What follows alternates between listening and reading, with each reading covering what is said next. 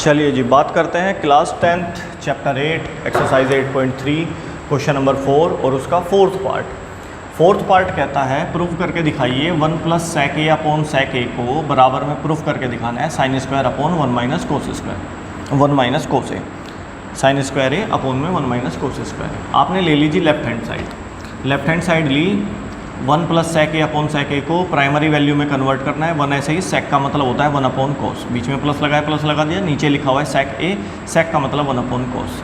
ऊपर वाली टर्म का हम एलसीएम लेंगे, ऊपर वाली टर्म का एलसीएम लेंगे, इसके नीचे 1 लगा लो, यहाँ पर 1 लगा लीजिएगा और एलसीएम लीजिएगा। तो कोस a की 1 से मल्टीप्लाई करेंगे, देखो इससे ये वाली स्टेप बनाए, कोस की 1 से मल्टीप्लाई करेंगे तो कोस ए, 1 की 1 में करेंगे तो 1, बीच में प्लस है प्लस लगाया और इन दोनों की आपस में मल्टीप्लाई कोस ए। नीचे वाली टर्म में कुछ जोड़ घटा को नहीं है, ये ऐसे ही रह जाएगा। अब रूल कहता है कि ऊपर वाली फ्रैक्शन ऐसे ही, ऊपर वाली फ्रैक्शन ऐसे ही, ये मेन डिवाइड इनटू में कन्वर्ट हो जाएगा, 1 प्लस कोस का अपॉन रेसिप्रोकल कर देंगे, कोस अपॉन 1 आ जाएगा। ये आपस में एक दूसरे को कैंसिल कर देंगे ऊपर नीचे, इससे ये कोस नहीं कैंसिल होगा क्योंकि ये प्लस में फंसा हुआ है, इस कोस इंडिपेंडेंट से ये इंडिपेंडेंट आपस में कैंसिल हो जाएंगे। आपके पास बच जाएगा कोस ए प्लस 1। अब इससे आगे आपने देखा कि ये तो प्रूफ ही नहीं हो रहा, इसका मतलब ये है कि यहाँ से आगे तो बिल्कुल आप एंड में आ गए, लास्ट में आ गए, इससे आगे कोई स्टेप नहीं बन रहा आपका। बना सकते हैं पर इससे आगे कोई स्टेप नहीं बन रहा आपका, तो आप यहीं पे छोड़ दोगे। अब आप राइट हैंड साइड को सोल्व करोगे, क्योंकि कुछ क्वेश्चन ऐसे होते हैं थोड़ी सी लेफ्ट हैंड साइड सोल्व करनी पड़ती है, थोड़ी सी राइट हैंड साइड सोल्व करनी पड़ती है, हो जाते हैं।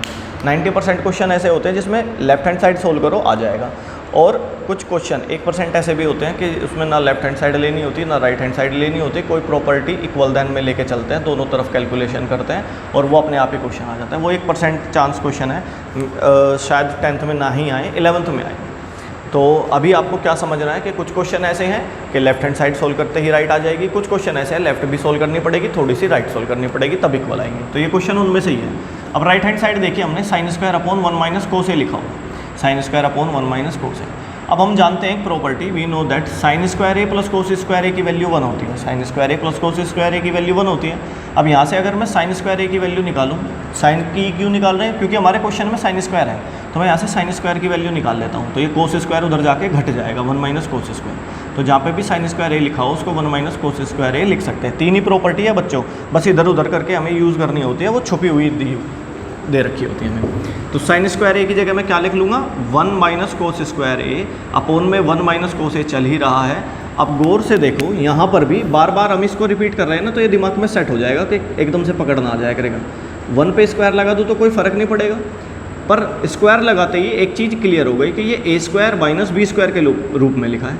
तो ए स्क्वायर माइनस बी स्क्वायर का मतलब ए माइनस बी, ए प्लस बी, ये है ए ये है बी, इन पे स्क्वायरिंग लगी है, तो एक बार ए माइनस बी एक बार ए प्लस बी। नीचे लिखा हुआ है 1 माइनस कोस ए, नीचे लिखा हुआ है 1 माइनस कोस ए। अब 1 माइनस कोस ए से 1 माइनस कोस ए कंप्लीट ब्रैकेट ही डिवाइड होंगे, तो 1 प्लस कोस ए बच गया, और यही हमारी लेफ्ट हैंड साइड थी 1 प्लस कोस ए, तो equals to left hand side. ये हो गया जी प्रूफ, लेफ्ट हैंड साइड और राइट हैंड साइड प्रूफ होगी। थोड़ा सा हमें राइट हैंड साइड भी सोल्व करनी पड़ी है।